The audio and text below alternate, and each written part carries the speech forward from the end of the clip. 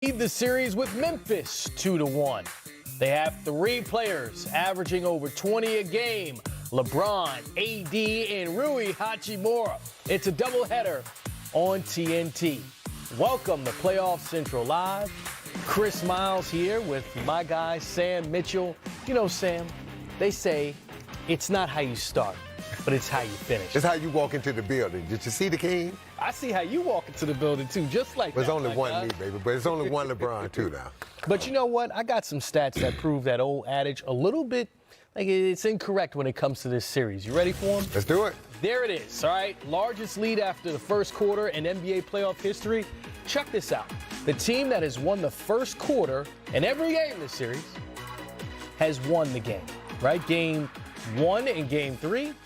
Lakers won, led by 26 and by 11, and the Grizzlies in Game 2 led by 11. But here's the other thing. Dillon Brooks, all the extracurriculars. Stop. They say he's a villain. Let's hear from him. Media making me a villain, the fans making me a villain, and then that just creates a whole different persona on me. So now you think I intended to hit LeBron James in the I'm playing basketball player. So if I intended, and that's whatever is in the flagrant 2 category of having a flagrant 2, and you think I did that, that means you think I'm that type of person. Well, Chris Haynes is on the sidelines for tonight's game. Apparently, Sam found that a bit amusing. We've had some great sound bites and some off the court, on the court, and between LeBron and Dillon Brooks. So what we look at this series as it stands right now, right? Dillon Brooks hitting LeBron below the belt. Has his antics become a bit of a distraction for this team at this point, Chris? Yeah, it depends on what you qualify as antics. I think talking trash talking, I think that's par for the course. But when you talk about antics such as, hitting LeBron below the belt, now I'm going to give Dillon the benefit of the doubt and say that I don't think he intentionally meant to do that. And maybe there's some credence for what he said, but, he's been playing into this villain role. He loves it. He stepped it up a ton this year, just taking on that villain persona. So I don't think you can blame that on anybody else but himself. But what I will say is this, just across the board this season, he hasn't been on point defensively, and sure hasn't been on the offensive end as well. And so a lot of teams, they try to avoid giving another team bulletin board material.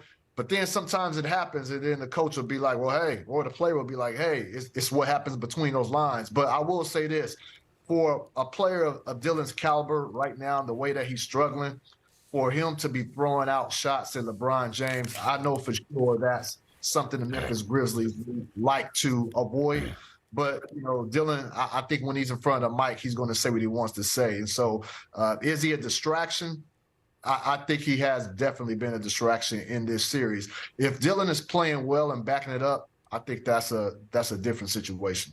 Now, Chris, I love you like a brother, but now it's a stepbrother, because for you to give Dillon Brooks the benefit of the doubt, come on, dude. You played pickup basketball. I've been playing basketball since I was 10. I've never hit anyone below the belt like that, nor have I ever got hit like that playing man-to-man defense. So I'm telling you, you're getting too close to the players, young fella. This is my question for you. Ja Morant, yeah, you can laugh because you know better. Come on, you know better. My question is this: what are the Lakers going to do to slow down Ja Morant? Obviously, look, we always have a saying as a coach, you can't lose the game in the first half. But apparently in the first quarter, these teams who won the first quarter have been winning. What are the Lakers going to do to slow down Ja Morant? Because obviously, you cannot let him go off and have a type of game he had in Game 3. You cannot let him go off. And Coach Mitchell, I can tell you right now, the game plan has been and remains for the Lakers to try to contain Ja as much as possible, but they would rather Ja get his instead of opening up the shooters. Desmond Baines, Dillon Brooks. They feel like if Ja's going to get a lane to go straight to the hole, line drive, they want to give them that instead of overcommitting defensively and leaving multiple players open on the perimeter, which will open it up for Desmond Baines, who hasn't really gotten off that much in this series. And so that's something that they feel like they have to live with. And, Ja Morant, they give him cushion on the three-point shot. Now, when he's hitting that shot, it's going to be a hard cover because he has you on the outside and he has you on the inside. But they want to make sure other guys don't get off. I don't think they want Ja to get 40, but they want to try to contain him as much as possible. But most importantly, limit everyone else. Chris Haynes, unlike Sam Mitchell, I still love you like I told him I love him like a stepbrother. Stepbrother on the like a sidelines stepbrother of the Lakers Grizzlies tonight. Thank you for some. We just gonna put you in timeout. My brother. My God, I ain't got no love for y'all. Y'all take care. All right. Sam, we have to move on because there's so much breaking news. This evening, De'Aaron Fox has this left index finger fracture is what they're calling it, doubtful for Game 5, right? You said you had an injury like that, Still right? broken. Tip of my finger right here on my right hand shooting finger, my fourth finger. So for De'Aaron Fox to be able to come out and play at the level that he plays, do you think it's possible, and what should we expect from the Kings in that regard? I think you may see him try to play. There's nothing you can do for it. You can't put a splint on the tip of your finger, but it's pain tolerance. Maybe they can numb it up before the game, but for him, all your feel and touches in your fingers, especially for shooters. And then when you look at what De'Aaron Fox has to do, run the team, handle the ball, get everybody in position. And Chris, this is really tough right now because even though Sacramento lost those 2 games in Golden State, they had a chance to win Game 4. And coming back at Game 5, we know how bad the Warriors have been on the road, and you could say the Sacramento Kings have an advantage coming back home, but without him or that injury, this is tough, man. Look at the numbers in his first 4 career playoff games. Look at the company Only that LeBron he's James right. scored more points in the last 30 years in his first 4 playoff games. He's tied with Luka and Anthony And you Davis. can make an argument that this guy is playing as well as anybody in the playoffs right now. That's what that stat just told us. Yep. You know who else is playing at a high level? Jimmy Butler. What's his status Butler did for it. tonight's game? Absolutely. Made history for the Heat as well in the first 3 playoff games this year for Miami. We'll discuss next on Playoff Central Live. Here's Coach Bud on how it was determined that Giannis would return to the lineup. Today we had a shoot around. He participated in it, did some individual work after. Kind of monitor through the day. He did his game day routine and up into including warming up. And, I guess like most injuries, at some point you cross that line and you're ready. Medical agrees. Most importantly, Giannis agrees. John and myself. So, he's ready to go.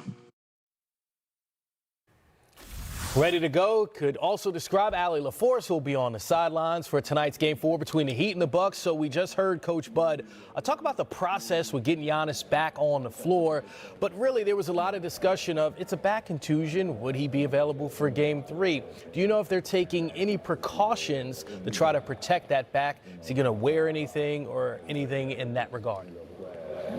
It's a great question, Chris. I think there's a lot of precaution, as there should be, for the potential MVP of this league.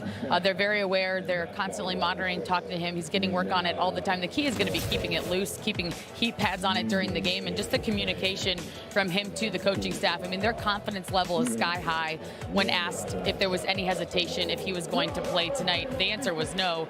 From shoot around when he was out there with his team, once they opened the doors to the media, he was already sweating and shooting free throws, and he didn't really miss a beat. And then, okay, how do you respond after going back to the hotel for a couple of hours and you come back to warm up for the game? Are you okay then too?